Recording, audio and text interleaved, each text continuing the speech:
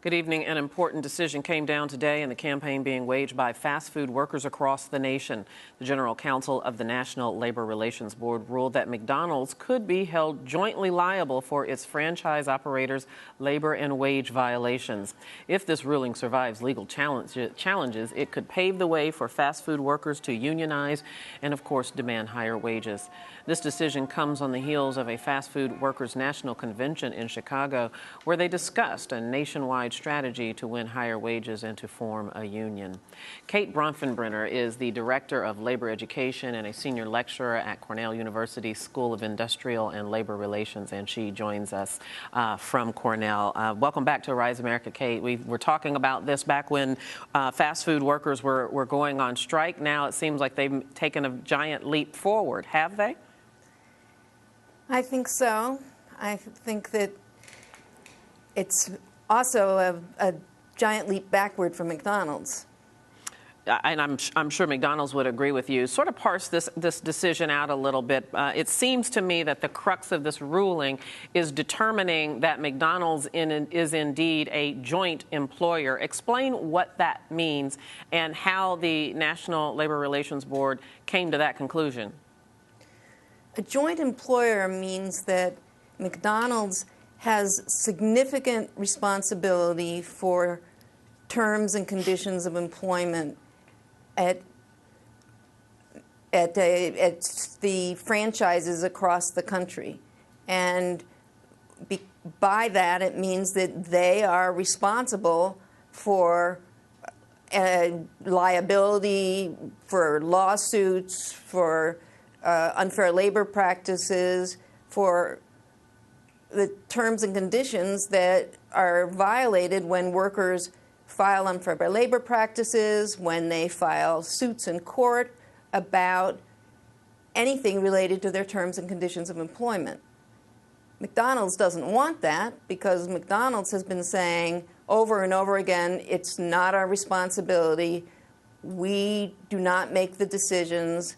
It's the individual franchises that make those decisions, keeping them from having to not only pay anything, but also be involved and be responsible for anything that's been going on. And Kate, McDonald's has already said that they plan to contest this ruling. What is their recourse in this matter?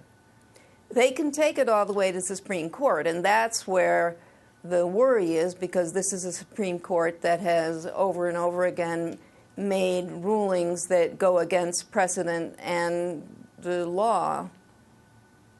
Very interesting. This is what McDonald's had to say in a statement from their spokesperson. It says McDonald's also believes that this decision changes the rules for thousands of small businesses and goes against decades of established law regarding the franchise model in the United States. What's your reaction to this assertion that it won't only affect a big chain like McDonald's, but also many small businesses? It does not go against decades of established law.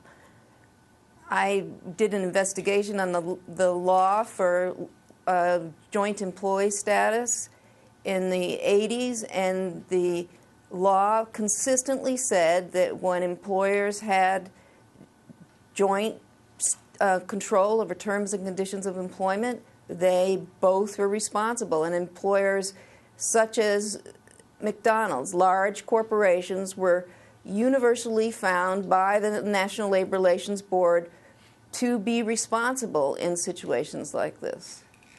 It would seem that the Labor Relations Board, there were 181 claims against McDonald's of employees saying that they were wrongfully terminated or penalized because of participating in these efforts to unionize.